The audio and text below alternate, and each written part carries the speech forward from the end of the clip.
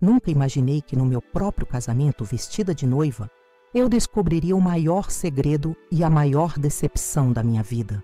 O homem que eu amava, com quem planejei construir uma família, não apenas me traía com o padre que celebraria nossa união, mas escondia uma vida criminosa que deixaria toda Ouro Preto em choque. Meu nome é Cecília Brandão, tenho 35 anos e vou contar como descobri que meu noivo era um garoto de programa que chantageava suas vítimas, incluindo o padre da nossa paróquia. Tudo parecia perfeito. Sou empresária do ramo de eventos, conhecida na cidade por organizar as melhores festas de casamento de Minas Gerais. A ironia é que o meu próprio casamento seria o evento que mudaria para sempre, não apenas a minha vida, mas a de dezenas de pessoas influentes da região. Conheci Tiago Vasconcelos em uma das festas que organizei para o Tribunal de Justiça. Ele era um advogado respeitado, elegante, articulado, desses que encantam qualquer um com seu jeito atencioso. Pelo menos era essa a imagem que ele vendia. Namoramos por 2 anos antes do pedido de casamento. Tiago conquistou não apenas meu coração, mas o de toda a minha família. Minha mãe, Beatriz, uma senhora conservadora e extremamente religiosa, o via como o genro perfeito. Meu pai, Gustavo, empresário aposentado, admirava a ambição e a aparente honestidade de Tiago. Ninguém imaginaria o que estava por trás daquele sorriso perfeito e daqueles ternos caros. A cerimônia seria na igreja Nossa Senhora da Consolação, uma construção histórica e majestosa no centro de Ouro Preto. O padre Antônio Meireles, pároco há 7 anos, era muito próximo da minha família e foi uma escolha natural para celebrar nossa união. Os preparativos consumiram meses e eu, como profissional da área, queria que tudo fosse impecável. A recepção aconteceria no sítio Recanto das Flores, em Tiradentes, um local que reservei com mais de 1 ano de antecedência. Faltava apenas 1 dia para o casamento quando minha melhor amiga, Janaína Pacheco, veio até a minha casa com uma expressão que misturava preocupação e medo. Ela segurava um pequeno pendrive preto na mão, como se carregasse uma bomba prestes a explodir.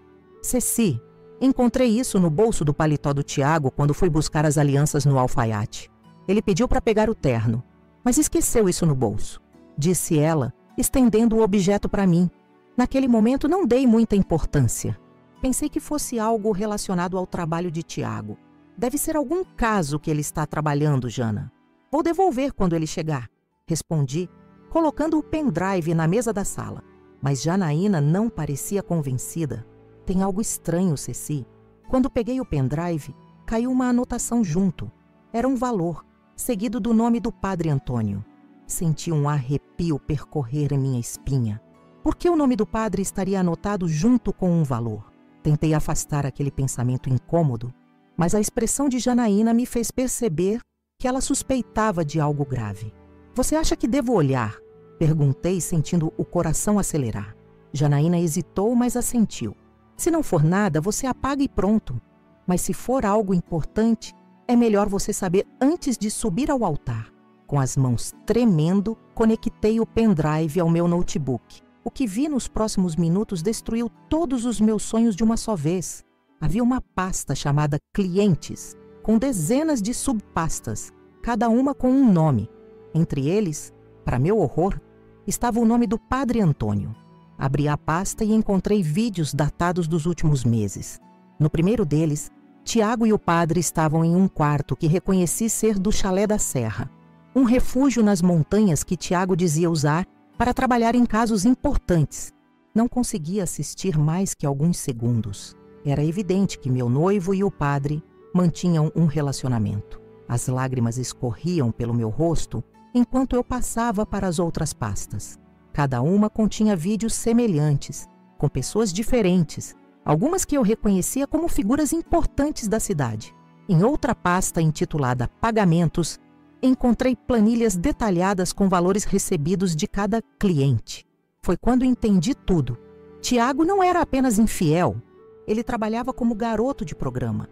E pior, filmava seus encontros secretamente para depois chantagear as vítimas. As planilhas mostravam valores exorbitantes pagos por pessoas influentes, incluindo o padre Antônio, para que os vídeos não fossem divulgados.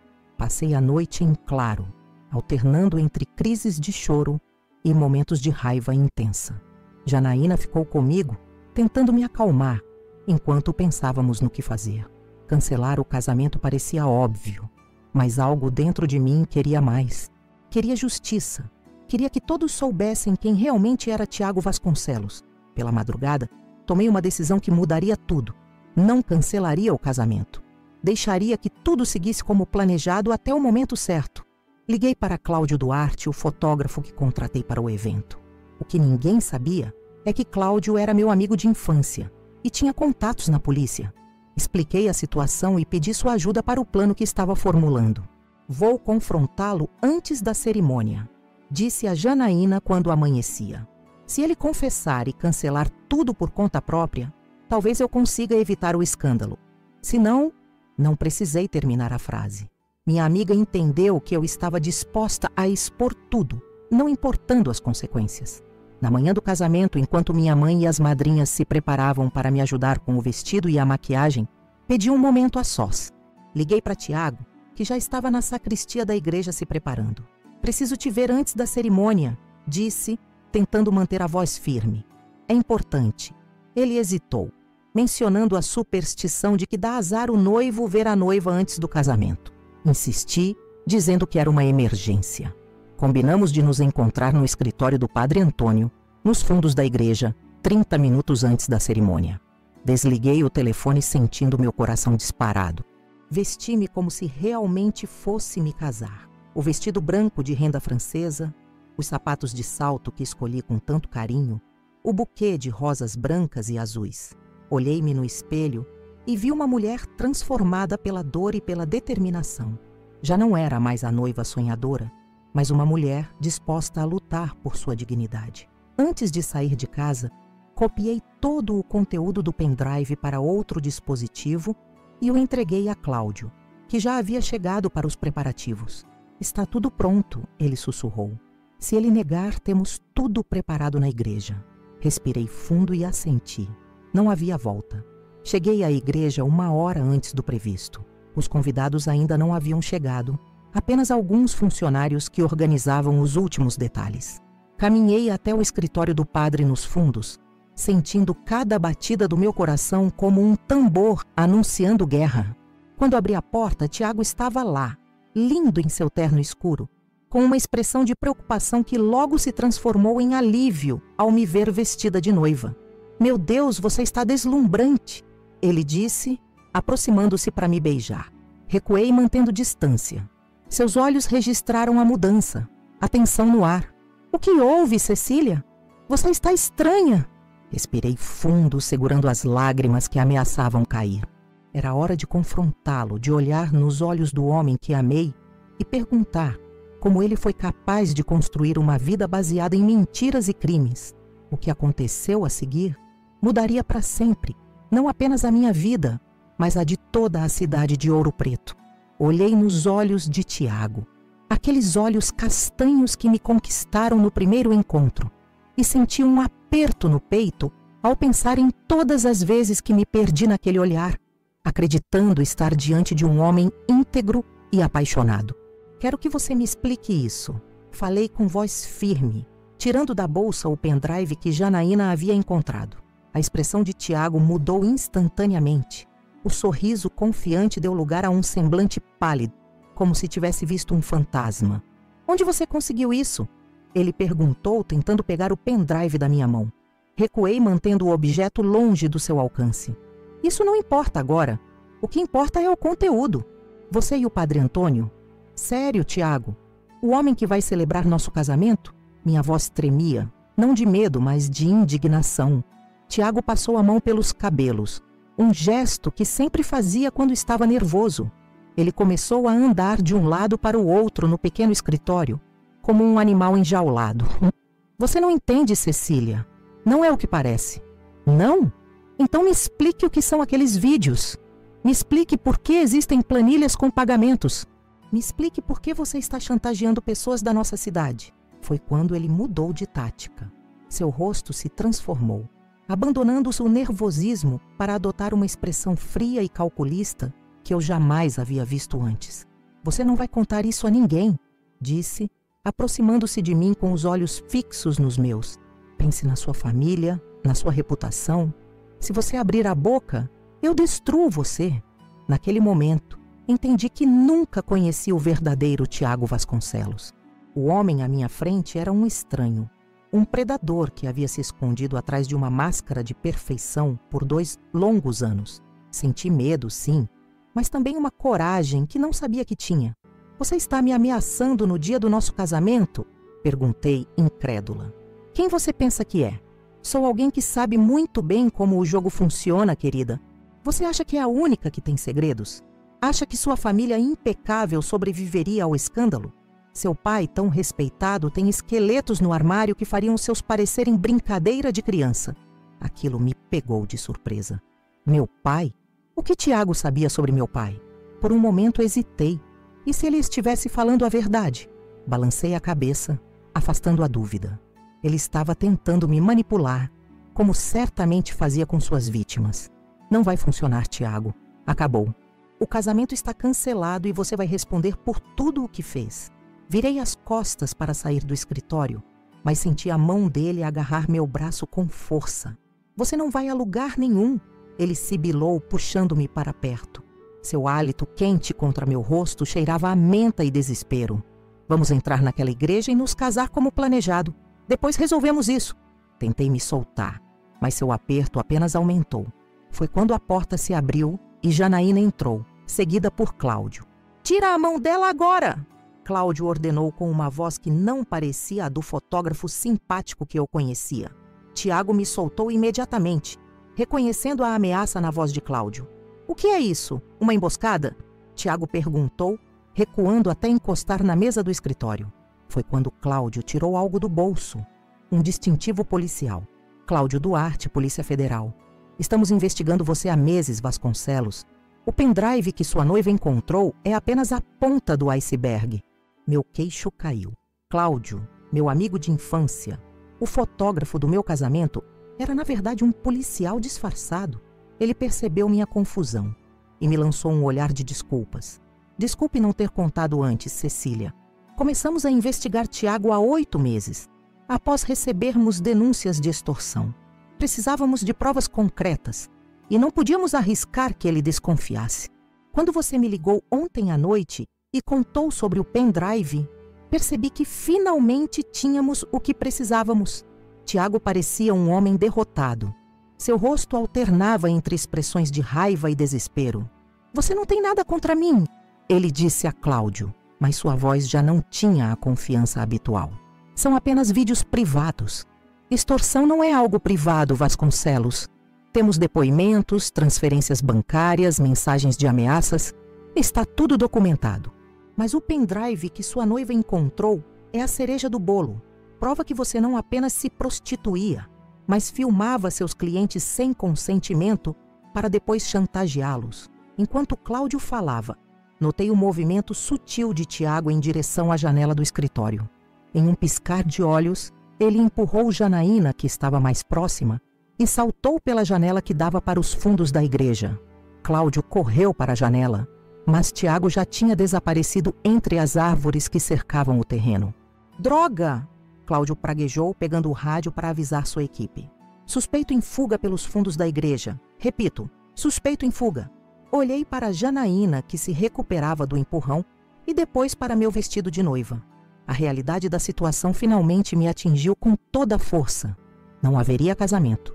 O homem que eu amava era um criminoso e agora estava fugindo da polícia. E eu estava ali, vestida de noiva, no meio de uma operação policial.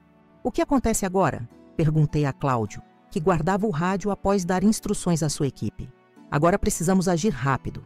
Os convidados começarão a chegar em breve. Você tem 2 opções, Cecília. Podemos cancelar tudo discretamente, dizer que houve uma emergência e lidar com isso longe dos olhares públicos. Ou, perguntei, já imaginando o que viria a seguir. Ou podemos usar essa oportunidade para pegar não apenas Tiago, mas todos os envolvidos no esquema, incluindo o padre Antônio e possivelmente outros que estão na lista de clientes. Janaína se aproximou preocupada. Ceci, Você não precisa fazer isso. Já passou por muito hoje. Ninguém esperaria que você... Levantei a mão, interrompendo-a. Como exatamente pegaríamos todos?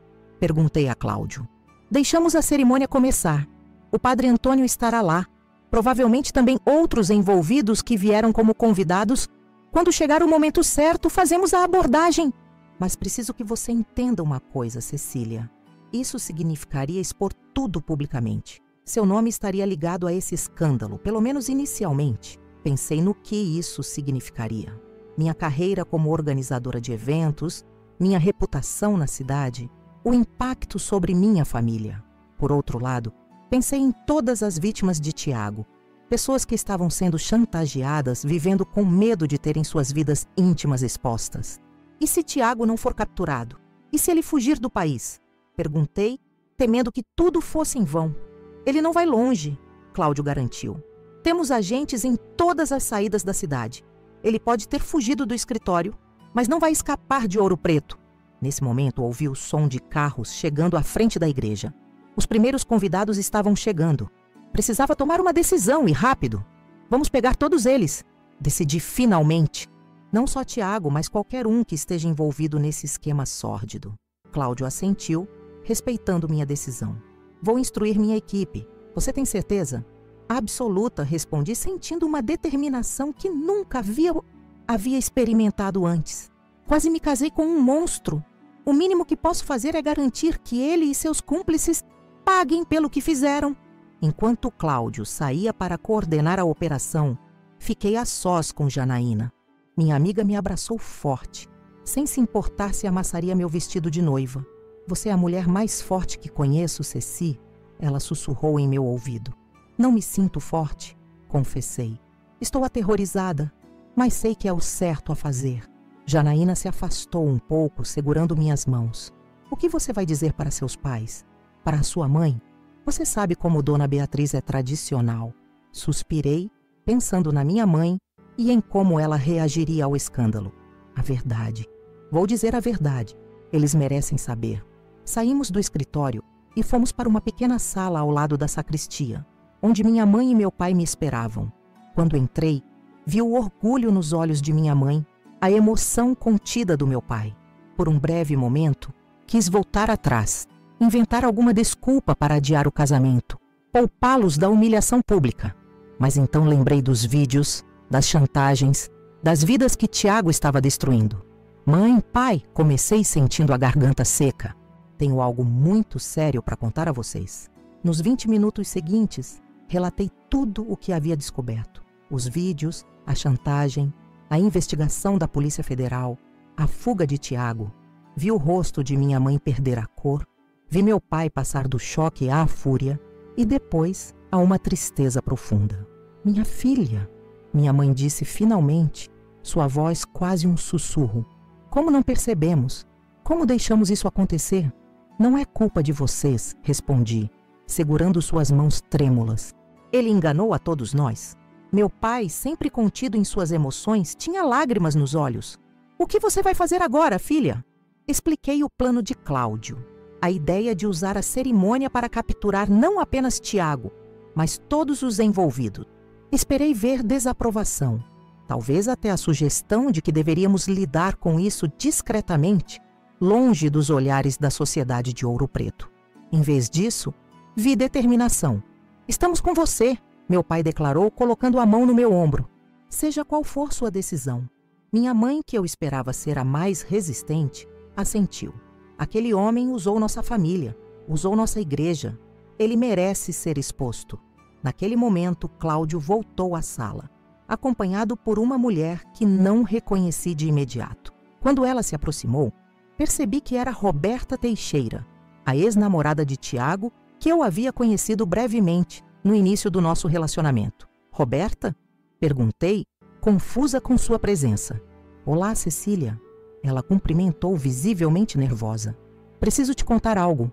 Roberta explicou que foi ela quem fez a denúncia anônima que iniciou a investigação contra Tiago. Ela também havia sido vítima dele anos antes. Tiago a filmou em momentos íntimos e depois usou as gravações para extorquí-la, ameaçando enviar o material para sua família conservadora e colegas de trabalho. Eu paguei por quase 1 ano, ela contou, a voz embargada pela emoção. Até que não aguentei mais e fugi da cidade. Mudei de emprego, de telefone, desapareci. Mas nunca deixei de pensar nas outras vítimas que ele faria. Quando soube do seu noivado, através de um anúncio no jornal, decidi que precisava fazer algo. Não podia deixar que ele destruísse sua vida também. Abracei Roberta, agradecendo por sua coragem. De vítima a aliada, ela agora fazia parte do grupo determinado a expor Tiago e seu esquema criminoso. Cláudio interrompeu nosso momento para informar que os convidados estavam quase todos presentes e que o padre Antônio estava inquieto com o atraso da cerimônia. Tiago foi localizado, ele anunciou. Está escondido na casa de um cúmplice na periferia da cidade. Vamos pegá-lo, mas primeiro queremos garantir que capturamos todos os envolvidos aqui na igreja. Como faremos isso? Perguntei, sentindo o coração acelerar com a proximidade do momento. Vamos seguir com a cerimônia como planejado, até o momento em que o padre perguntar se alguém tem algo contra o casamento. Nesse instante, nossos agentes entrarão e faremos a exposição. Temos os equipamentos prontos para projetar as evidências caso seja necessário. Olhei para meus pais, para Janaína, para Roberta, todos assentindo em apoio silencioso. Então, com o coração pesado, mas determinado, fiz um último pedido a Cláudio. Eu quero confrontar o padre Antônio antes. Quero olhar nos olhos dele e ver se ele tem coragem de negar. Cláudio hesitou, preocupado com a segurança da operação, mas acabou concordando. 5 minutos, não mais, e estarei próximo caso ele tente algo. Caminhei até a sacristia, onde o padre Antônio se preparava para a cerimônia. Ao me ver entrar sozinha, ele sorriu, mas seu sorriso vacilou ao perceber minha expressão. Cecília, minha filha, o que houve? Todos estão esperando. Onde está Tiago? Tiago está fugindo da polícia neste momento, padre. Respondi, observando sua reação. O rosto do padre empalideceu, mas ele tentou manter a compostura. Do que você está falando? Que história é essa? A história de um homem que se vende por dinheiro e depois chantageia seus clientes. A história de um padre que traiu não apenas seus votos, mas a confiança de toda uma comunidade. O padre Antônio deu um passo para trás, como se minhas palavras fossem um golpe físico. Você não sabe o que está dizendo. São acusações gravíssimas. Sei exatamente o que estou dizendo. Vi os vídeos, padre. Vi você e Tiago juntos. Vi os pagamentos que você fez para que ele não divulgasse as gravações. O silêncio que seguiu foi ensurdecedor. O padre, sempre tão eloquente em seus sermões, parecia ter perdido a capacidade de falar. Finalmente, ele caiu em uma cadeira próxima, cobrindo o rosto com as mãos. Como você descobriu? Ele perguntou, sua voz quase inaudível. Naquele momento senti não raiva, mas uma profunda tristeza. Esse homem que havia batizado crianças, consolado famílias em luto, celebrado casamentos por décadas, havia se tornado parte de algo tão sórdido, um pendrive. Tiago o deixou no bolso do paletó que iria usar hoje. O padre levantou o rosto, revelando olhos marejados. Eu nunca quis. Comecei pagando porque estava desesperado. Então ele exigia mais e mais. Não sabia como sair daquela situação. Quantas outras pessoas estão na mesma situação, padre? Quantas vidas Tiago está destruindo com suas chantagens? Antes que ele pudesse responder, Cláudio entrou na sacristia, avisando que precisávamos prosseguir. O padre, percebendo a presença policial, pareceu aceitar seu destino. O que acontece agora? Ele perguntou derrotado. Agora você vai até aquele altar e começa a cerimônia, respondi. E quando chegar a hora, a verdade virá à tona. O padre assentiu, levantando-se com dificuldade. Enquanto ele saía da sacristia em direção ao altar, virei-me para Cláudio. Estou pronta, disse, ajustando meu véu. Vamos acabar com isso. E assim, com passos firmes e o coração batendo forte no peito, caminhei para o altar, onde, em vez de votos de amor, proferiria verdades dolorosas que mudariam para sempre, não apenas a minha vida, mas a de toda a comunidade de Ouro Preto. A igreja estava repleta. Através do véu, observei os rostos dos convidados enquanto caminhava pelo corredor central ao som da marcha nupcial. Familiares, amigos, colegas de trabalho, figuras importantes da sociedade de Ouro Preto. todos ali para celebrar uma união que jamais aconteceria. No altar, o padre Antônio mantinha as mãos unidas em frente ao corpo para disfarçar seu tremor visível. Seus olhos evitavam os meus, fixando-se em algum ponto distante no fundo da igreja. Meu pai, ao meu lado, apertava meu braço com força. Combinamos que ele me acompanharia até o altar como planejado, para não levantar suspeitas. Tem certeza disso, filha? Ele sussurrou enquanto avançávamos lentamente. Assenti discretamente, sem desviar o olhar do que me aguardava à frente. No lugar onde Tiago deveria estar, havia apenas o vazio. Os convidados já murmuravam, intrigados com a ausência do noivo. Vi o padre Paulo Ribeiro, superior da diocese, sentado na primeira fileira com uma expressão severa. Ao seu lado, Fátima Vasconcelos, mãe de Tiago, olhava ansiosamente para a porta lateral por onde seu filho deveria ter entrado. Quando chegamos ao altar, meu pai beijou minha testa e se afastou para sentar-se ao lado de minha mãe. O padre Antônio pigarreou, visivelmente desconfortável, e dirigiu-se aos convidados. Irmãos e irmãs, estamos aqui reunidos para celebrar a união de Cecília e Tiago. No entanto, parece que o noivo está... Ele hesitou buscando as palavras. Está atrasado. Peço um momento de paciência enquanto aguardamos sua chegada. Os murmúrios na igreja aumentaram. Vi Cláudio posicionado estrategicamente próximo a uma das portas laterais, trocando olhares discretos com outros agentes disfarçados entre os convidados. Janaína estava ao meu lado, no lugar de minha madrinha de honra, segurando meu buquê enquanto eu enfrentava aquele momento. Não haverá casamento hoje, anunciei, minha voz ecoando pela igreja centenária. O silêncio caiu abruptamente sobre a congregação. Senti todos os olhares voltados para mim. Cecília, talvez devêssemos esperar um pouco mais, o padre Antônio sugeriu com um sorriso forçado. Tenho certeza de que Tiago está a caminho. Não, padre. Tiago não virá. E o senhor sabe muito bem o porquê.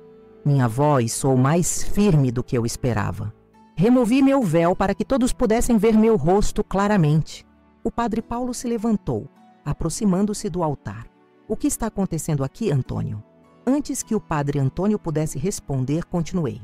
O que está acontecendo, padre Paulo, é que descobri ontem à noite que meu noivo não é quem ele diz ser. Tiago Vasconcelos tem levado uma vida dupla. Ele trabalha como garoto de programa e chantageia seus clientes, ameaçando expor vídeos íntimos se não pagarem o que ele exige. Ófegos coletivos ecoaram pela igreja. Vi o rosto de Fátima Vasconcelos empalidecer enquanto ela se agarrava ao banco para se apoiar. Isso é um absurdo, uma calúnia, o padre Paulo exclamou, mas sua indignação soava forçada. Padre Antônio, não permita que essa jovem faça tais acusações em um lugar sagrado. O padre Antônio permaneceu em silêncio, olhando para o chão como se buscasse respostas nas pedras antigas da igreja. Não são apenas acusações, continuei, virando-me para encarar os convidados. Tenho provas. E entre os clientes de Tiago está o próprio padre Antônio, que deveria celebrar nosso casamento hoje. O caos se instaurou, pessoas se levantaram, algumas gritando em descrença, outras correndo para as saídas. Vi rostos conhecidos entre os convidados transformarem-se com o pânico, figuras respeitadas da sociedade que reconheci das planilhas de pagamentos de Tiago. Foi quando Cláudio deu o sinal. As portas da igreja foram bloqueadas por agentes da Polícia Federal que revelaram seus distintivos. Ele subiu ao altar, posicionando-se ao meu lado, e ergueu seu distintivo para que todos pudessem ver. Sou o agente Cláudio Duarte, da Polícia Federal. Estamos conduzindo uma operação para desmantelar um esquema de extorsão e chantagem que vitimou dezenas de pessoas nesta comunidade.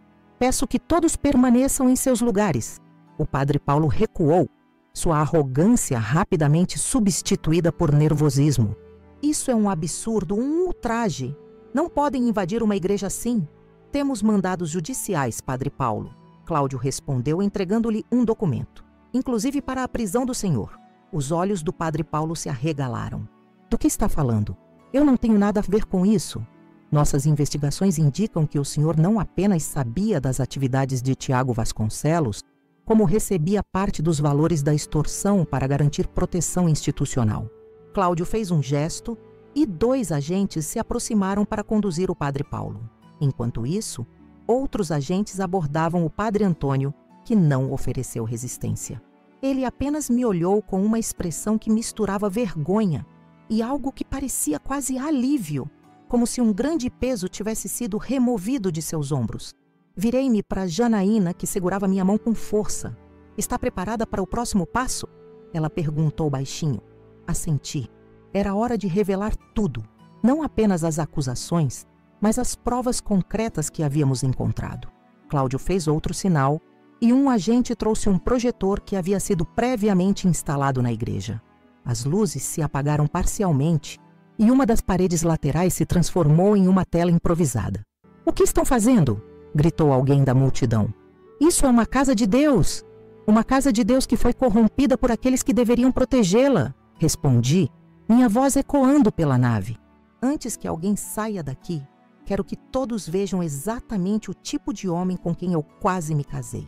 As imagens começaram a surgir na parede, não os vídeos íntimos que seriam inapropriados e desnecessários, mas capturas de tela das planilhas de pagamentos, conversas de chantagem, transferências bancárias, nomes, datas, valores, tudo meticulosamente organizado pelo homem que eu amava e que agora percebia, nunca conheci de verdade. Entre os nomes projetados, vi vários convidados presentes empalidecerem e tentarem se esconder. Outros correram para as saídas apenas para encontrar agentes bloqueando as portas. Alguns simplesmente desabaram em seus assentos, como se toda a força tivesse abandonado seus corpos. A mãe de Tiago se levantou, cambaleando em minha direção. Por um momento pensei que ela fosse me atacar, me culpar por expor seu filho. Em vez disso, ela parou diante de mim, os olhos marejados. "Eu sabia", ela sussurrou a voz trêmula. "Eu sabia que havia algo errado com ele. Os depósitos inexplicáveis, as viagens repentinas, os telefonemas misteriosos no meio da noite." Ela segurou minhas mãos, surpreendendo-me. Eu deveria ter feito algo. Deveria ter impedido isso de alguma forma. "A senhora não tem culpa", respondi, sentindo uma inesperada compaixão por aquela mulher que, assim como eu, havia sido enganada. Tiago fez suas próprias escolhas. Nesse momento, uma comoção na entrada principal da igreja atraiu a atenção de todos. 2 agentes entraram escoltando Tiago, algemado e com o rosto marcado pelo que parecia ser o resultado de sua tentativa de resistir à prisão. Nossos olhares se cruzaram pela primeira vez desde a confrontação no escritório do padre. O homem que eu conhecia, charmoso, confiante, aparentemente infalível, havia desaparecido.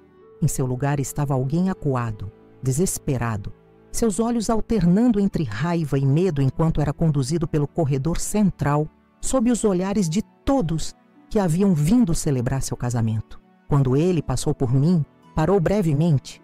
"Você não sabe o que fez", murmurou, baixo o suficiente para que apenas eu pudesse ouvir. "Isso não acaba aqui." "Para você acaba sim", respondi, sustentando seu olhar sem vacilar. "Acabou no momento em que encontrei o pendrive." Os agentes continuaram conduzindo-o em direção a uma das saídas laterais. Antes que desaparecesse, Tiago olhou para sua mãe, que se limitou a desviar o olhar, incapaz de enfrentar o que seu filho havia se tornado. Cláudio retornou ao meu lado após dar instruções aos agentes. "Vamos levá-lo para a delegacia. Já temos mandados para busca e apreensão em sua casa e escritório. Precisaremos do seu depoimento oficial mais tarde." Assenti, sentindo um misto de exaustão e alívio. A adrenalina que me mantivera firme começava a diminuir e senti minhas pernas fraquejarem. Janaína percebeu e me amparou, ajudando-me a sentar em um dos bancos da primeira fileira. Foi quando notei Roberta, a ex-namorada de Tiago, aproximando-se timidamente. Ela havia permanecido discreta durante toda a operação, mas agora avançava com determinação. "Posso me juntar a você?" ela perguntou, indicando o espaço ao meu lado no banco. "Claro", respondi, movendo-me para dar-lhe espaço. "Nunca pensei que veria este dia", ela comentou, observando os agentes conduzirem o padre Paulo e o padre Antônio para fora da igreja. "Passei anos tendo pesadelos com ele, anos temendo que ele aparecesse de novo na minha vida para me ameaçar. Como você conseguiu escapar dele? Perguntei, genuinamente curiosa. Roberta suspirou, seus olhos fixos em algum ponto distante, como se revisitasse memórias dolorosas. Tive que abandonar tudo. Meu emprego, meus amigos, minha família. Mudei de cidade, mudei de nome, reconstruí minha vida do zero.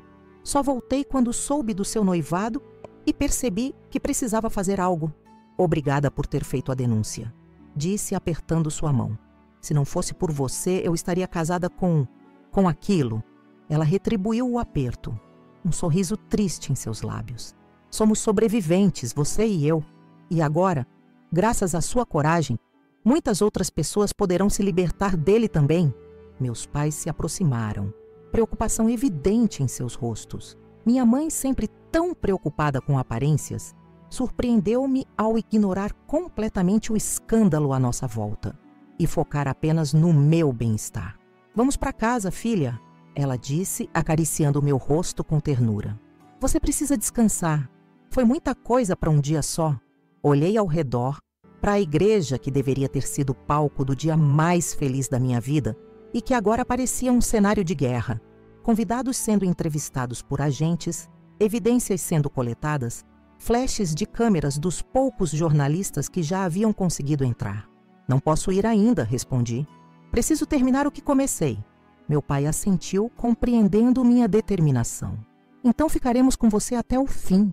Levantei-me, ajeitando meu vestido de noiva amarrotado, e caminhei até Cláudio, que coordenava tal operação próximo ao altar. O que acontece agora? Perguntei. Vamos levar os detidos para a delegacia para depoimento formal. Precisaremos vasculhar o apartamento e o escritório de Tiago, bem como os computadores dos padres. A investigação está apenas começando, Cecília. O que encontramos hoje provavelmente é apenas a ponta do iceberg. E quanto às vítimas? As pessoas que Tiago chantageava? Cláudio hesitou. Essa é a parte complicada.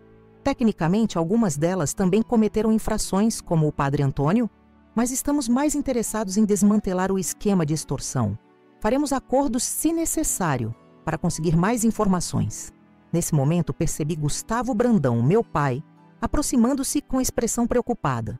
Cecília, precisamos conversar, ele disse, conduzindo-me para um canto mais privado da igreja. O que foi, pai? Perguntei. Notando seu nervosismo incomum, ele respirou fundo antes de falar. Lembra-se quando Tiago mencionou que seu pai tinha esqueletos no armário? Ele não estava blefando completamente. Senti um frio na espinha. O que você quer dizer? Há alguns anos, enfrentei problemas financeiros sérios. Estava prestes a perder a empresa. E um dos clientes de um projeto grande se recusou a pagar. Em desespero, manipulei algumas notas fiscais para conseguir um empréstimo emergencial.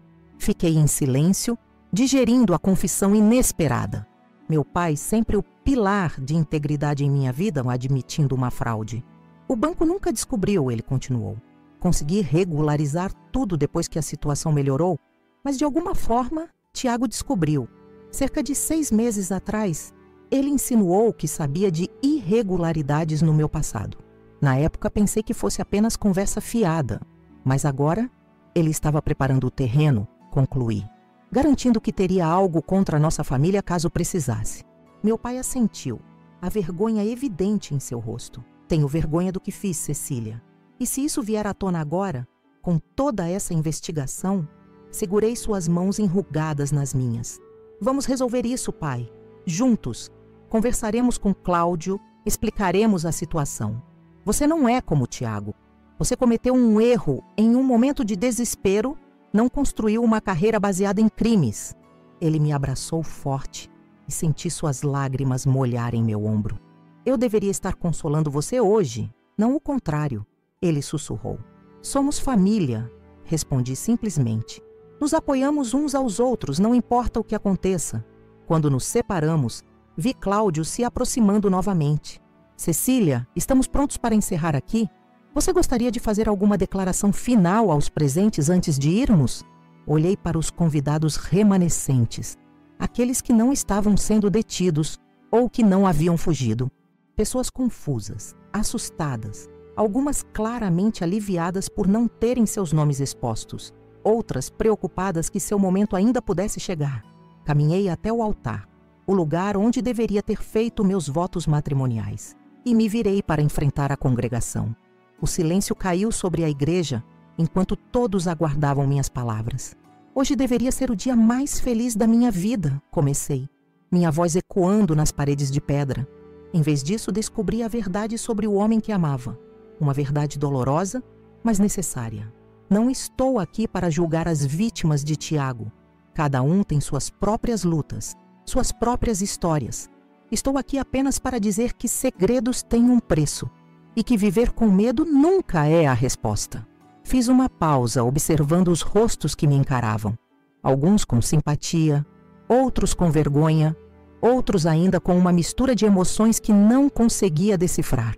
Se vocês estão entre aqueles que Tiago chantageava, saibam que a polícia está interessada principalmente nele e em seu esquema criminoso. Procurem as autoridades. Contem suas histórias. É o único caminho para realmente se libertarem.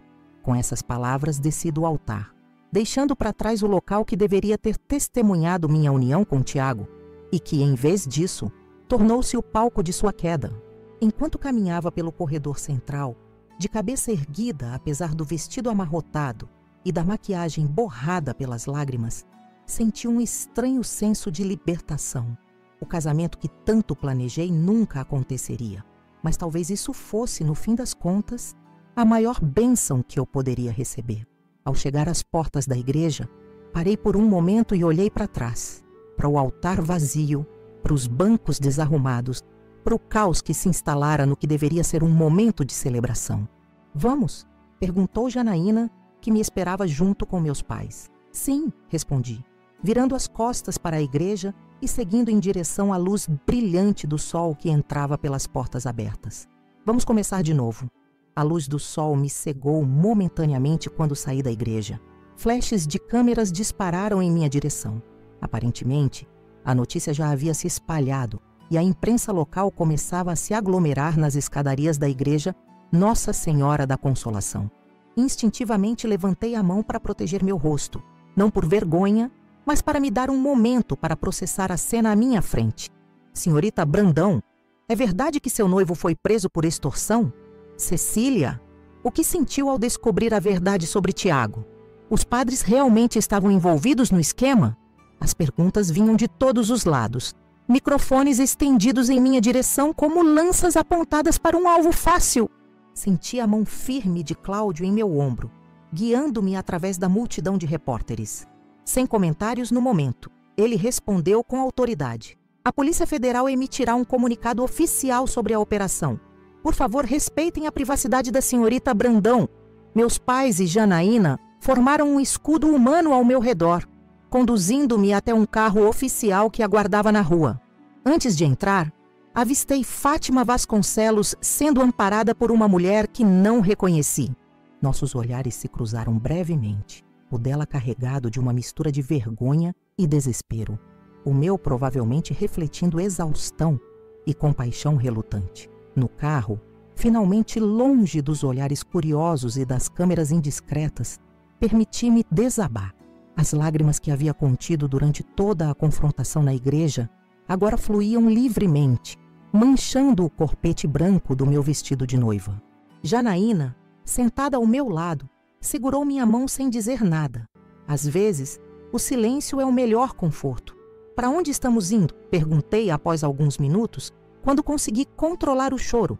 "Para a delegacia da Polícia Federal", Cláudio respondeu do banco da frente. "Precisamos colher seu depoimento formal, Cecília. Depois podemos levá-la para casa, ou para qualquer outro lugar onde se sinta segura." Casa. A palavra ecoou em minha mente. Onde seria minha casa agora? O apartamento que compartilhava com Tiago estava repleto de lembranças, de planos, de sonhos que agora pareciam pertencer a outra pessoa, a outra vida. Voltaria para a casa de meus pais? Recomeçaria do zero em outro lugar? "Você pode ficar comigo pelo tempo que precisar", ofereceu Janaína, como se lesse meus pensamentos. "Meu sofá não é o mais confortável do mundo, mas é seu pelo tempo que quiser." Tentei sorrir em agradecimento, mas meu rosto parecia enrijecido, incapaz de expressar qualquer emoção além do choque e da exaustão. Ao chegarmos à delegacia, fui conduzida para uma sala reservada, longe dos olhares curiosos dos outros policiais. Cláudio explicou que precisaria de um relato detalhado, desde o momento em que encontrei o pendrive até os acontecimentos na igreja. Um oficial tomaria meu depoimento enquanto Cláudio supervisionava os interrogatórios dos detidos. Você está pronta para isso? Ele perguntou com genuína preocupação. Podemos deixar para amanhã, se preferir descansar primeiro. Não, respondi com firmeza. Quero acabar com isso hoje. Quanto mais cedo registrarmos tudo, melhor.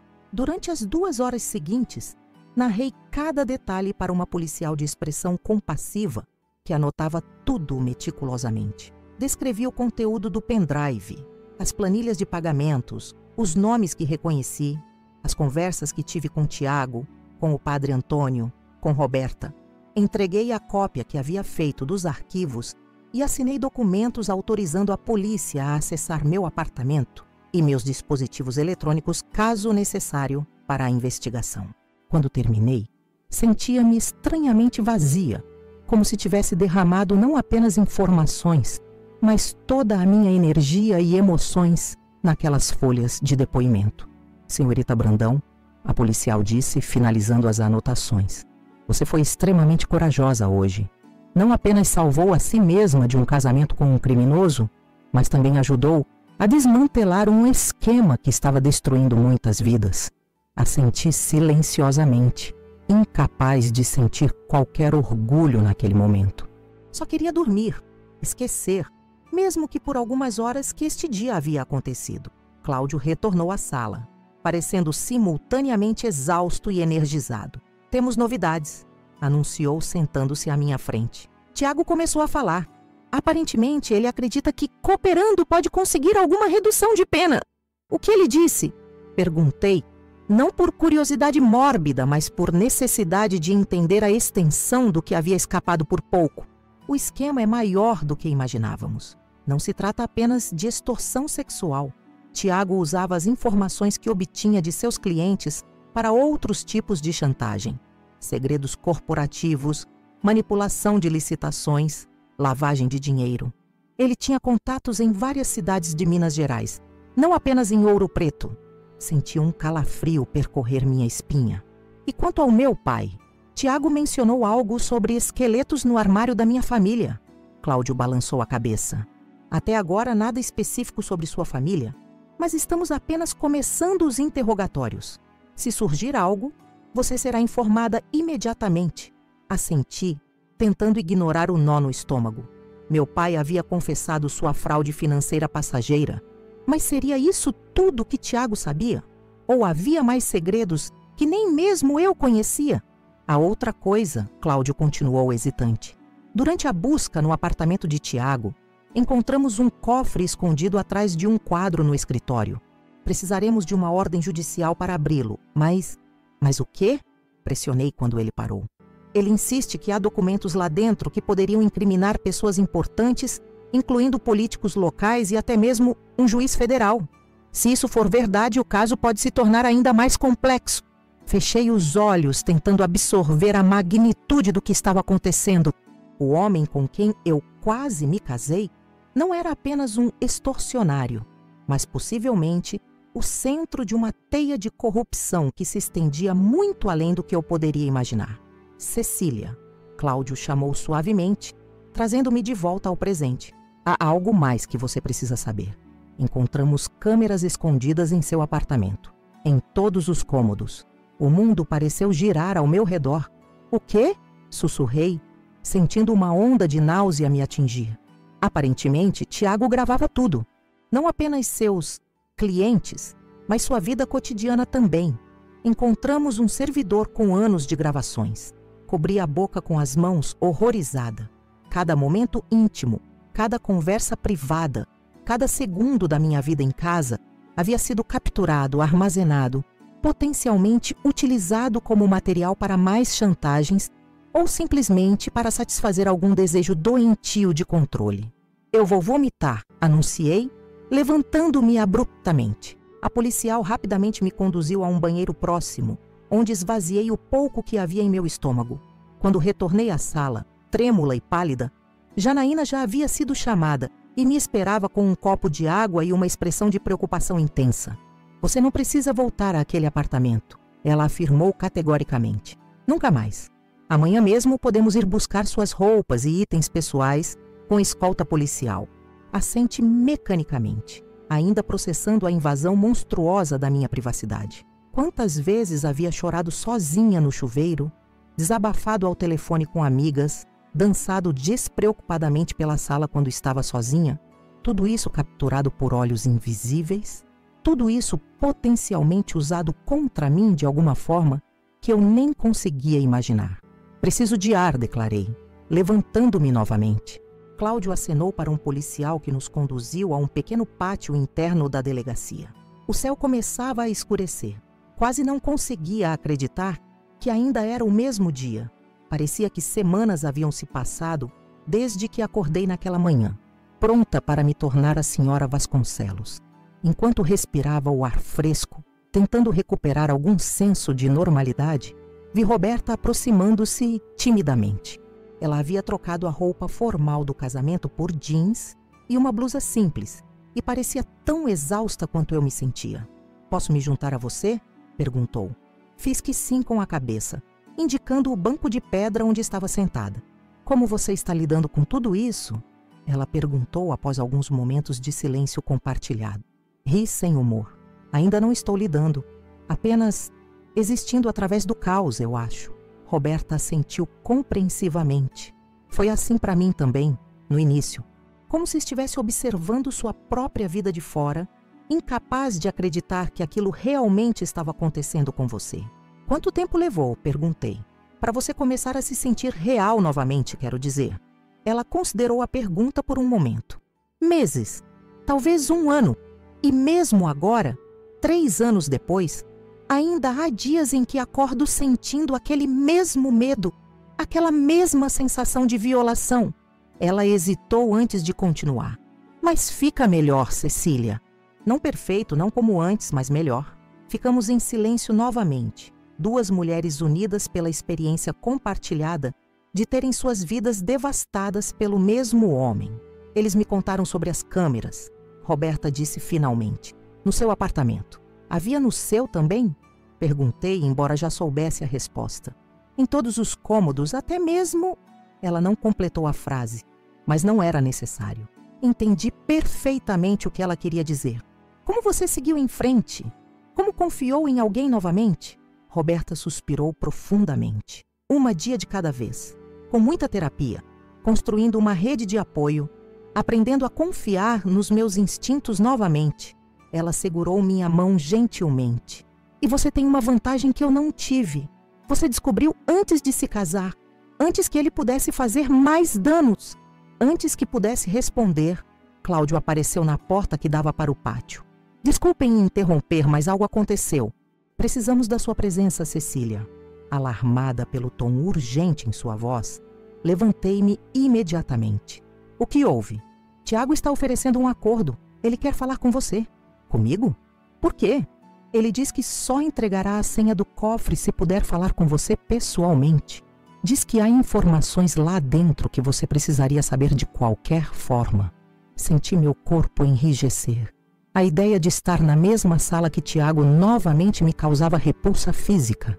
"Não," respondi instintivamente. "Não quero vê-lo nunca mais." "Eu entendo perfeitamente." Cláudio apressou-se em dizer. "E você não precisa fazer isso. Podemos obter uma ordem judicial para abrir o cofre à força, mas pode levar tempo. E se há documentos importantes lá dentro?" "É uma manipulação." Roberta interveio, sua voz carregada de amargura. "Ele está tentando manter algum controle sobre a situação. Sobre você." Sabia que ela estava certa.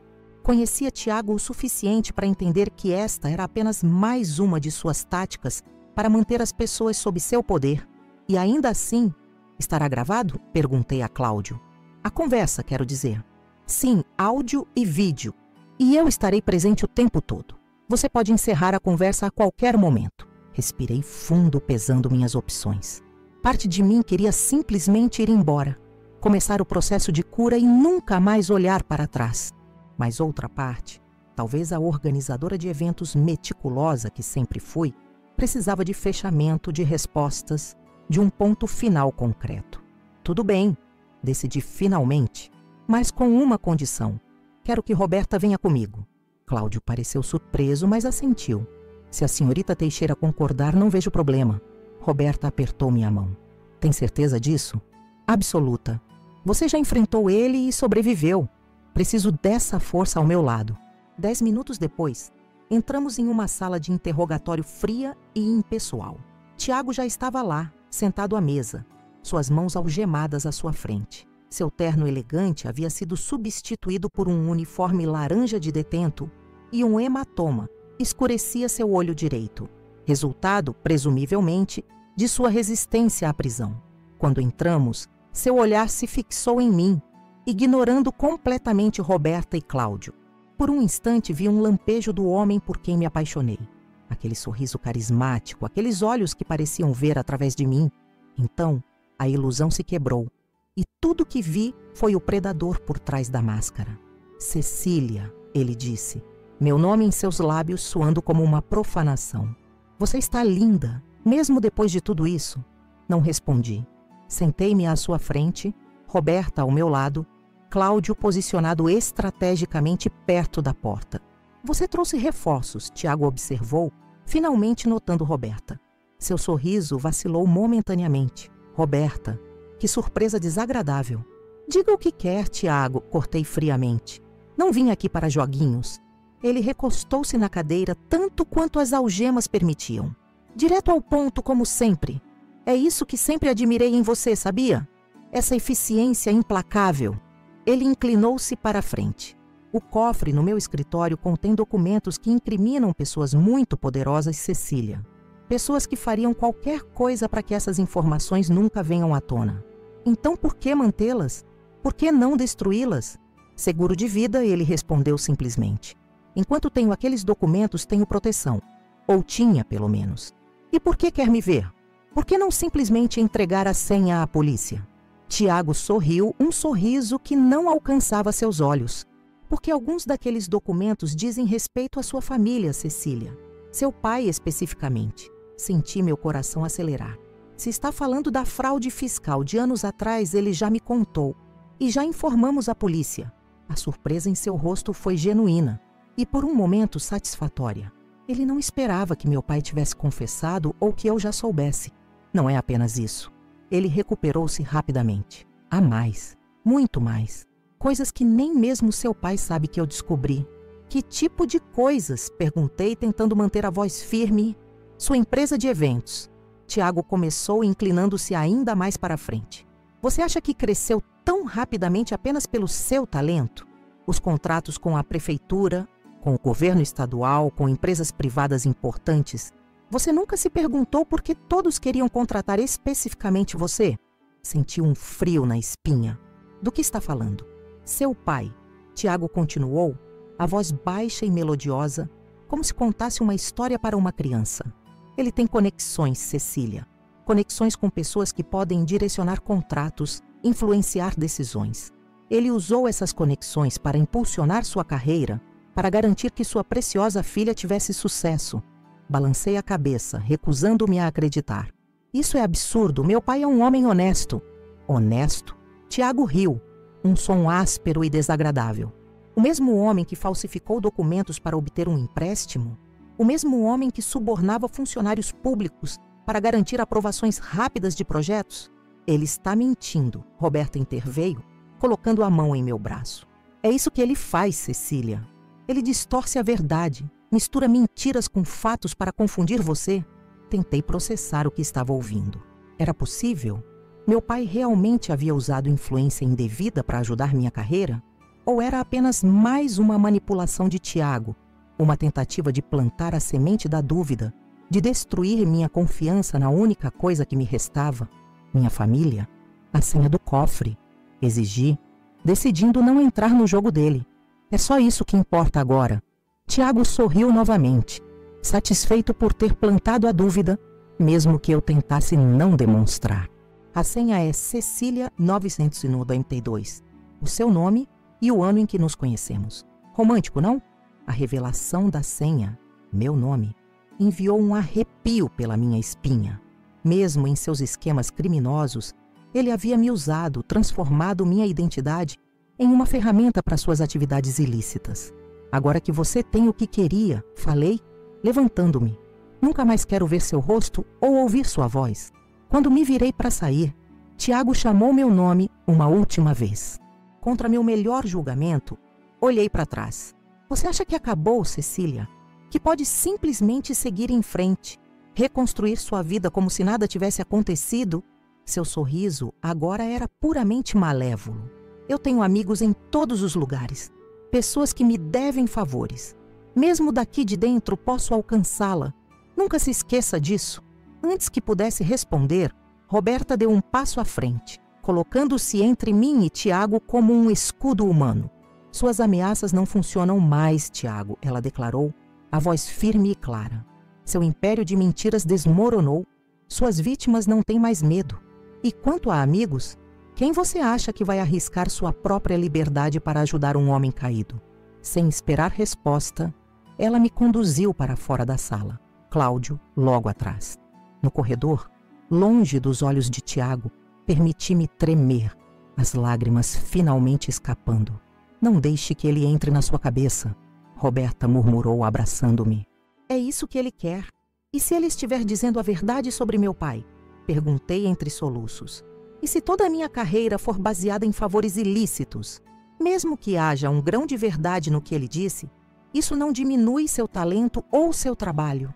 Roberta respondeu firmemente. E lembre-se, ele mistura verdades com mentiras. É como ele opera. Cláudio, que havia saído brevemente para dar instruções sobre a abertura do cofre, retornou com uma expressão séria. Enviamos uma equipe para abrir o cofre com a senha fornecida, ele informou. Saberemos em breve se ele estava dizendo a verdade sobre os documentos. Assenti, enxugando as lágrimas. O que acontece agora? Comigo, quero dizer. Agora, Cláudio respondeu com gentileza. Você vai para casa, ou para onde quer que se sinta segura, e descansa. Amanhã começamos o processo de reconstrução. Um passo de cada vez, Cecília. Um dia de cada vez.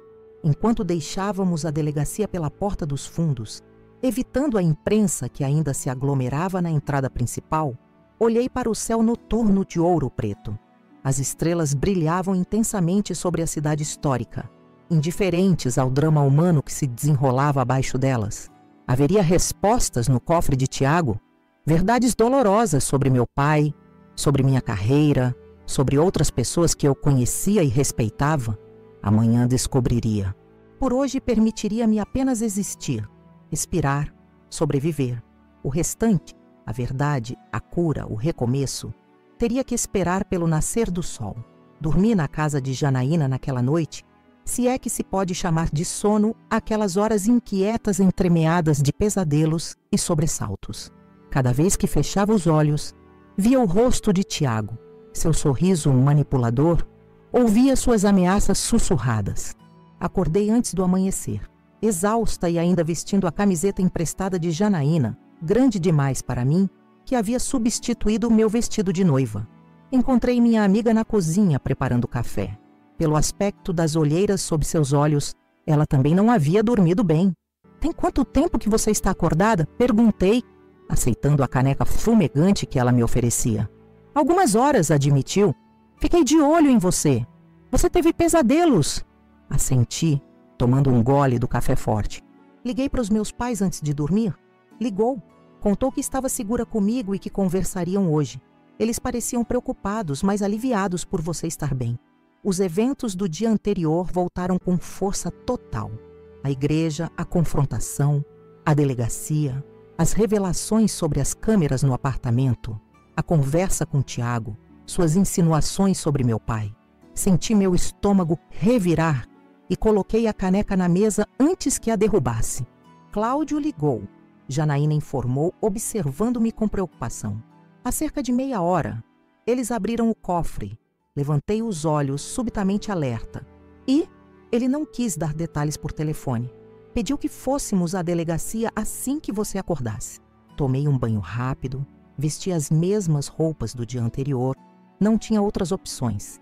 E em menos de uma hora, estávamos no carro de Janaína a caminho da delegacia.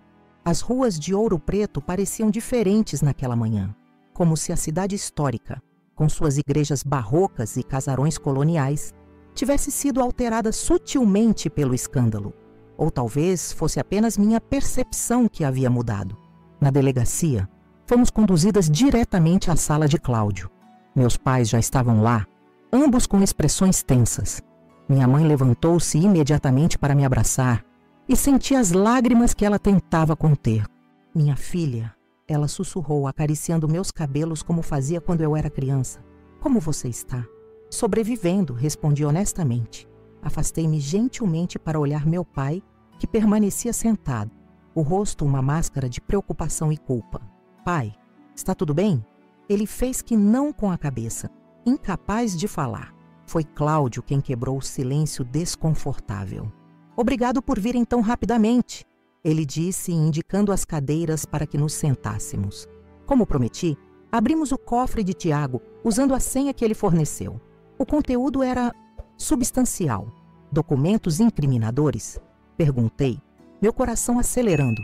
Sim, contratos fraudulentos, comprovantes de pagamentos ilícitos, fotos comprometedoras, gravações de conversas.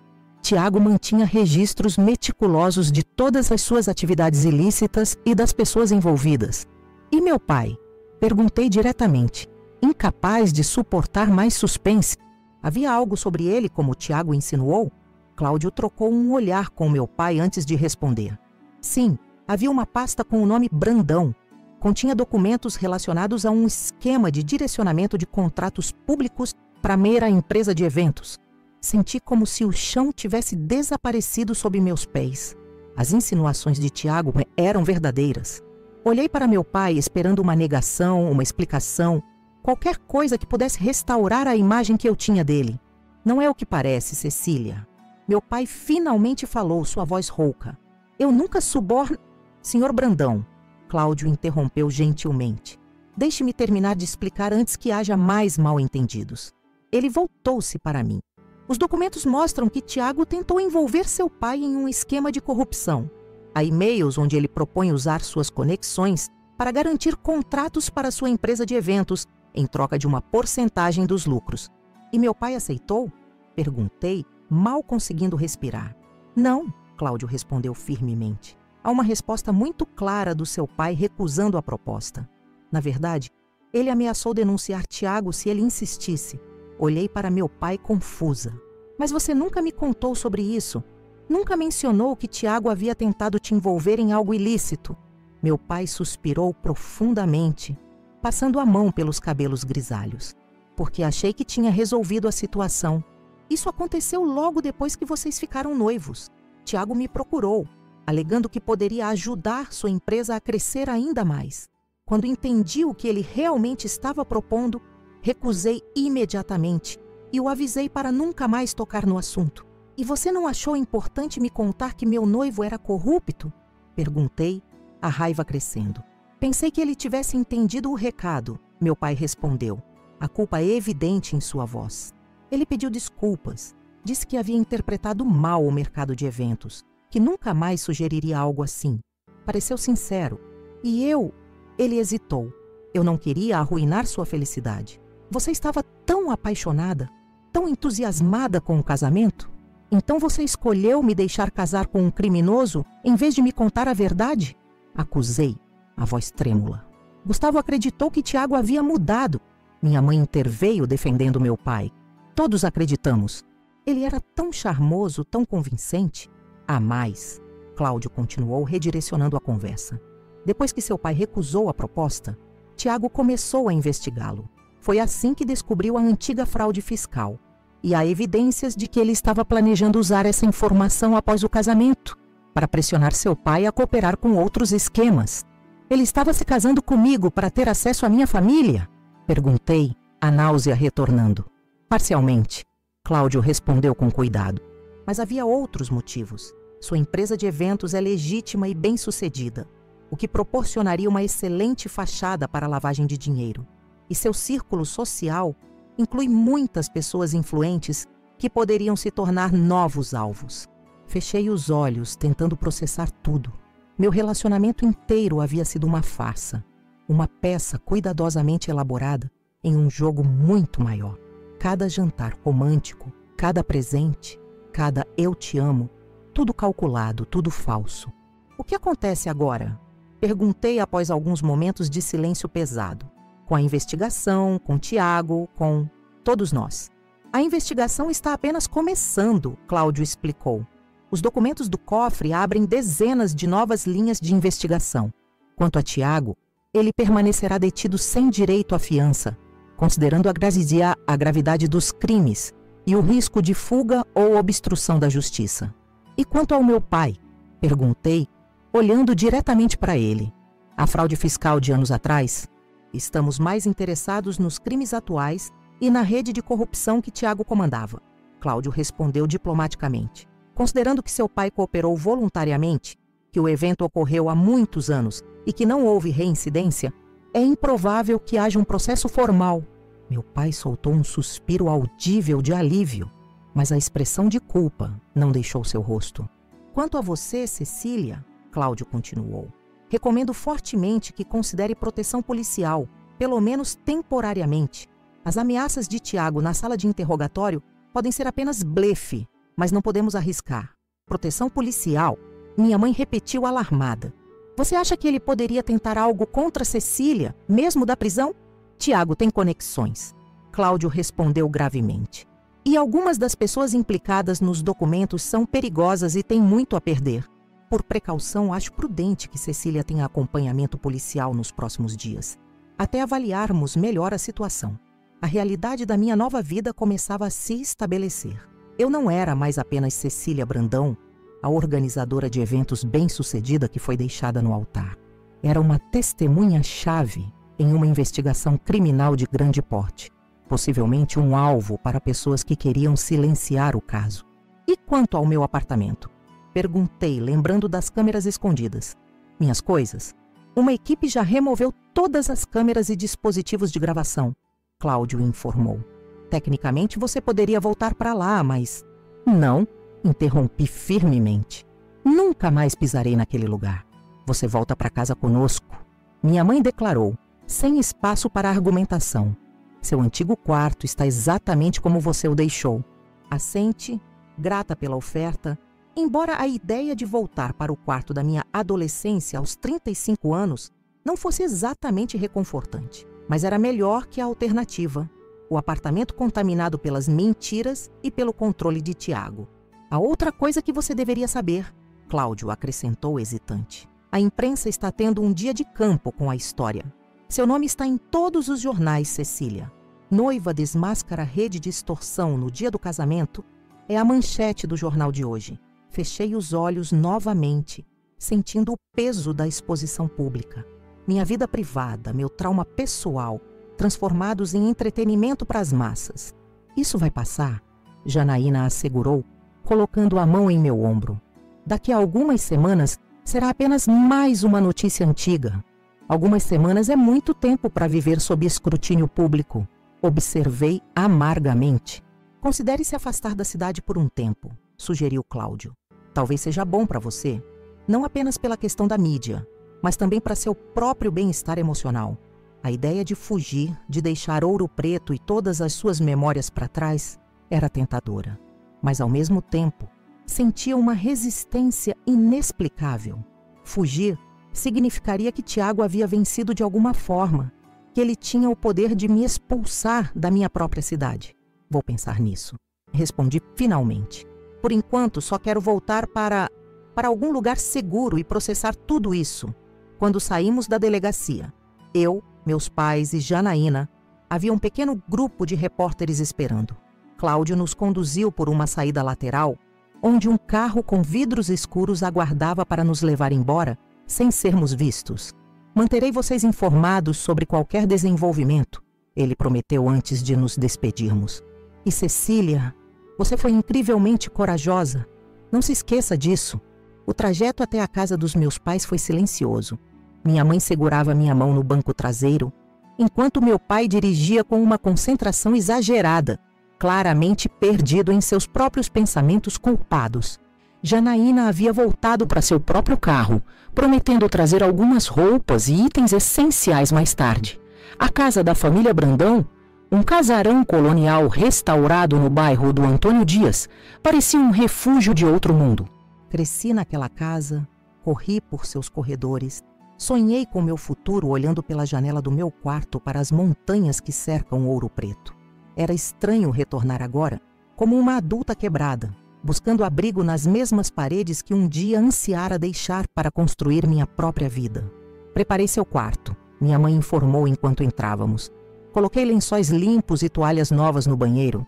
Você deve estar querendo descansar. Assenti, grata pela praticidade da minha mãe. Sempre foi assim. Enquanto meu pai lidava com questões emocionais, ela se ocupava das necessidades concretas, garantindo que ninguém ficasse com fome, frio ou desconforto. Meu quarto estava de fato praticamente igual a como o deixara anos atrás, quando me mudei para meu primeiro apartamento. As paredes azul claras, a escrivaninha de madeira escura onde eu estudava, a pequena poltrona junto à janela onde lia por horas. A única diferença era a cama. Meus pais haviam substituído a cama de solteiro por uma de casal quando comecei a trazer Tiago para casa nas férias e feriados. A ironia não me escapou. Até meu santuário de infância havia sido invadido por sua presença. Sentei-me na beira da cama, subitamente exausta demais até para chorar. Minha mãe apareceu na porta com uma bandeja. Trouxe um pouco de chá e torradas. Você precisa comer algo. Não estou com fome, respondi automaticamente. Mesmo assim, tente comer um pouco. Você precisa manter suas forças. Ela colocou a bandeja na mesa de cabeceira e sentou-se ao meu lado. Cecília, sei que agora parece que o mundo acabou, mas você vai superar isso. Você sempre foi forte desde pequena. Não me sinto forte agora, confessei. A voz quase um sussurro. Me sinto usada, manipulada, violada, como se cada memória dos últimos 2 anos fosse uma mentira. Nem tudo foi mentira, minha mãe respondeu suavemente. O amor que sentimos por você, o orgulho pelo seu sucesso profissional, isso sempre foi real. E seu talento, sua dedicação ao trabalho, nada disso foi fabricado por Tiago ou por qualquer outra pessoa. Suas palavras tocaram um ponto sensível. Meu trabalho, murmurei. Como vou continuar com minha empresa depois disso? Quem vai querer contratar a organizadora de eventos que foi enganada pelo próprio noivo, cuja vida privada está estampada em todos os jornais? As pessoas têm memória curta, minha mãe argumentou. E sua reputação profissional foi construída com anos de trabalho excelente. Isso não desaparece da noite para o dia. Antes que pudesse responder, ouvi a campainha tocar. Vozes no andar de baixo, passos na escada. Meu pai apareceu na porta do quarto, acompanhado por Roberta. Desculpe aparecer sem avisar, ela disse, parecendo desconfortável. Mas achei que você gostaria de saber. Há novidades. Que tipo de novidades? Perguntei subitamente alerta. O cofre de Tiago continha mais do que documentos, ela explicou. Havia também um pendrive com backup de todas as gravações das câmeras escondidas, não apenas do seu apartamento, mas de vários outros lugares. Senti o sangue gelar nas veias. E a polícia encontrou evidências de que Tiago não agia sozinho. Havia um cúmplice que o ajudava a instalar as câmeras, a monitorar as gravações, a organizar as chantagens. Quem? Perguntei, embora algo em meu íntimo já soubesse a resposta. Fátima Vasconcelos, a própria mãe dele. A revelação caiu como uma bomba no quarto silencioso. A mãe de Tiago, aquela mulher de aparência frágil, que havia desabado na igreja ao ver seu filho ser preso, era na verdade sua cúmplice. Isso não faz sentido, minha mãe protestou. Fátima sempre pareceu tão conservadora, tão tradicional. Era parte da farsa, Roberta explicou. Eles mantinham essa imagem de família tradicional, enquanto operavam o esquema juntos. Na verdade, foi Fátima quem iniciou Tiago no mundo da extorsão. Ela fazia isso com o marido anos atrás, antes dele falecer. Meu Deus, murmurei, incapaz de processar completamente esta nova reviravolta. Então, quando ela me procurou na igreja, dizendo que não sabia de nada, era mais uma manipulação, Roberta confirmou. Ela estava tentando ganhar sua simpatia, talvez até obter informações sobre a investigação. Onde ela está agora? Meu pai perguntou, a preocupação evidente em sua voz. Foi detida há cerca de 1 hora. Estava tentando fugir da cidade com documentos e dinheiro. Um silêncio pesado caiu sobre nós enquanto absorvíamos essa nova informação. A teia de mentiras e manipulações era ainda mais complexa do que imaginávamos. Há mais uma coisa, Roberta acrescentou após alguns momentos. Cláudio pediu que eu te entregasse isso. Ela estendeu um envelope para mim. É um convite para participar de um grupo de apoio para vítimas de abuso e manipulação. Começamos há 2 anos depois que escapei de Tiago. Achamos que você poderia se beneficiar. Peguei o envelope tocada pelo gesto. A ideia de compartilhar minha experiência com outras pessoas que realmente entendiam o que eu estava passando era reconfortante. Obrigada, disse sinceramente. Vou considerar. Quando Roberta se despediu, prometendo manter contato, fiquei sozinha novamente com meus pais no quarto da minha infância. O sol da tarde entrava pela janela, criando padrões de luz no assoalho de madeira. Lá fora, Ouro Preto continuava sua rotina secular. Turistas visitando igrejas, estudantes nas escadarias do centro histórico. A vida seguindo seu curso como sempre. E agora? Perguntei, mais para mim mesma do que para meus pais. Meu pai se aproximou, sentando-se na poltrona próxima à cama. Agora você descansa, cura, e quando estiver pronta, recomeça. Não sei se algum dia estarei pronta, confessei. Não sei se algum dia conseguirei confiar em alguém novamente. Vai conseguir, minha mãe afirmou com uma certeza que eu invejava. Não amanhã, nem na próxima semana, talvez nem mesmo no próximo ano, mas um dia você olhará para trás e verá que este foi apenas um capítulo doloroso de uma vida longa e plena. Enquanto o sol se punha sobre as montanhas de Minas Gerais, permitir-me acreditar, mesmo que brevemente, nas palavras da minha mãe. Tiago havia roubado meu passado recente e meu presente, mas o futuro, por mais incerto e assustador que parecesse agora, ainda era meu para construir. Se alguém me dissesse há 1 ano que eu estaria aqui, contando essa história para milhares de pessoas, eu jamais acreditaria. Meu nome é Cecília Brandão, e como vocês acompanharam nos últimos minutos, minha vida mudou completamente no dia que deveria ter sido o mais feliz, meu casamento. O homem que eu amava, Tiago Vasconcelos, não era quem dizia ser. Por trás do sorriso encantador e das promessas de amor eterno, escondia-se um predador calculista que usava pessoas como peças em seu jogo de poder e extorsão. E pior ainda, descobri que sua própria mãe, Fátima, era sua cúmplice nesse esquema terrível que vitimou dezenas de pessoas em Ouro Preto e outras cidades de Minas Gerais. É difícil descrever o que se sente ao descobrir que 2 anos da sua vida foram baseados em mentiras. Cada jantar romântico, cada presente, cada eu te amo, tudo parte de um plano elaborado para me usar como fachada para suas atividades criminosas e como ponte para acessar pessoas influentes através da minha empresa de eventos. Hoje, 6 meses após aquele dia fatídico na igreja Nossa Senhora da Consolação, posso dizer que estou começando a reconstruir minha vida.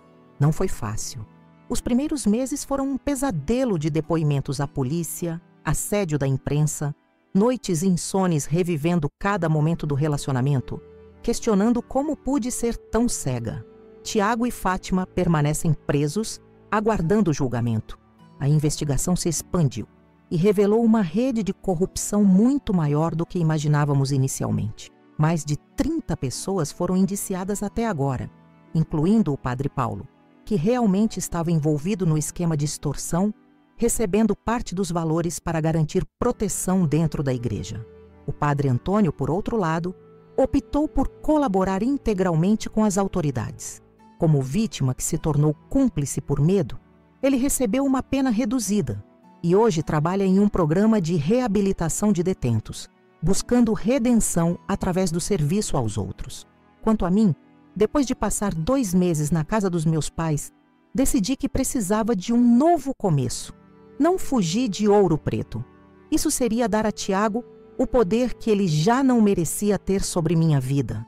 Em vez disso, transformei minha empresa de eventos, direcionando-a para um novo nicho: organização de conferências e workshops sobre segurança digital e pessoal, prevenção de fraudes e apoio a vítimas de manipulação psicológica.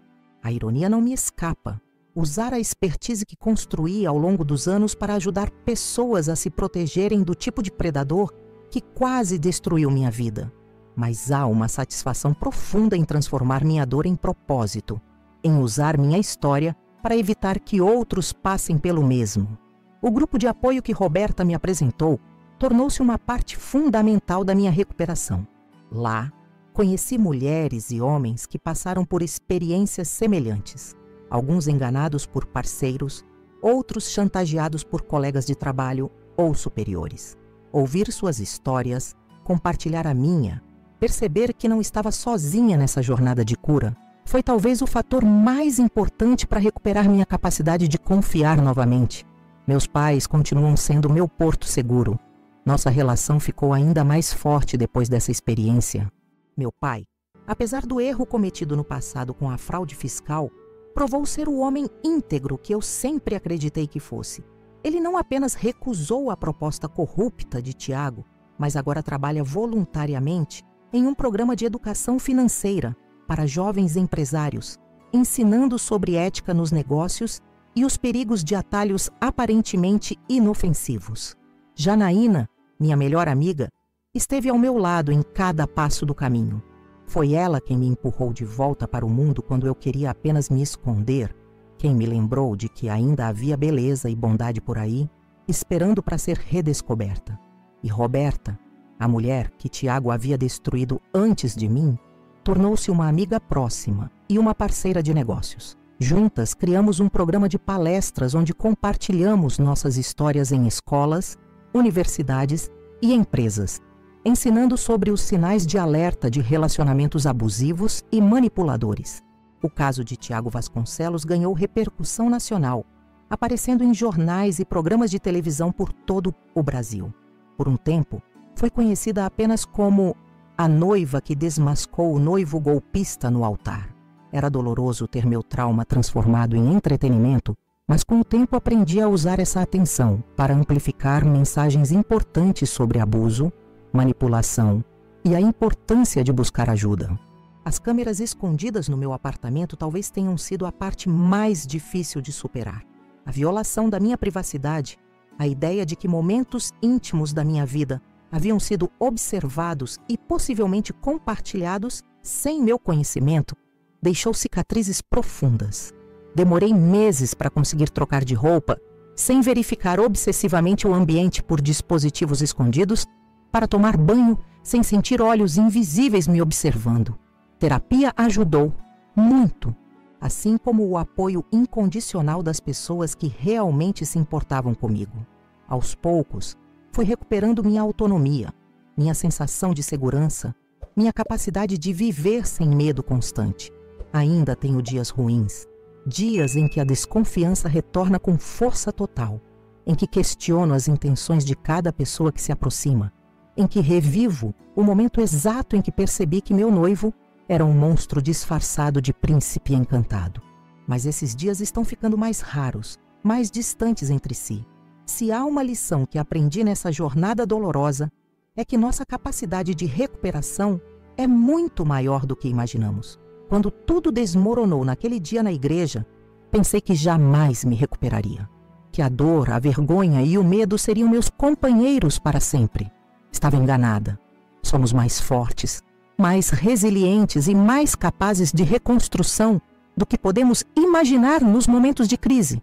E é por isso que estou aqui, compartilhando minha história com vocês. Porque sei que entre os milhares que estão assistindo a este vídeo, há pessoas passando por situações semelhantes, pessoas presas em relacionamentos baseados em mentiras, manipulação e controle. Pessoas que se perguntam se algum dia conseguirão se libertar, se a vida pode realmente recomeçar depois de uma traição tão profunda. Minha resposta é sim. Não é fácil, não é rápido, não é sem dor, mas é possível.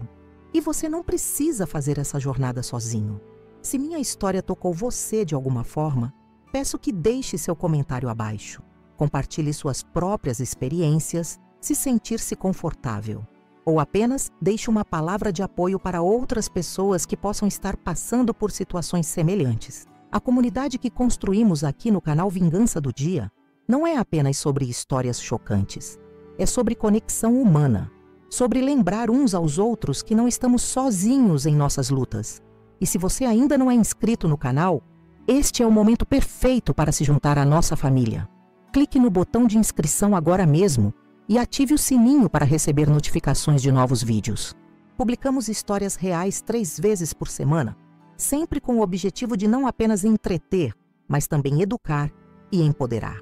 Gostaria também de pedir, se estiver dentro das suas possibilidades, que considere nos apoiar através do Valeu Demais, uma forma de doação que nos ajuda a cobrir os custos de produção desses vídeos. Cada contribuição, por menor que seja, faz uma enorme diferença e nos permite continuar trazendo conteúdo de qualidade diariamente. Isso realmente ajudaria muito o nosso trabalho e permitiria que alcançássemos ainda mais pessoas com histórias importantes como esta. Não se esqueça de deixar seu like e compartilhar este vídeo com pessoas que poderiam se beneficiar desta história. Juntos, podemos criar uma rede de apoio e conscientização que faz diferença real na vida das pessoas. Da mulher que perdeu tudo em um dia, mas encontrou um novo propósito, meu muito obrigada por me ouvirem. Até o próximo vídeo aqui no Vingança do Dia.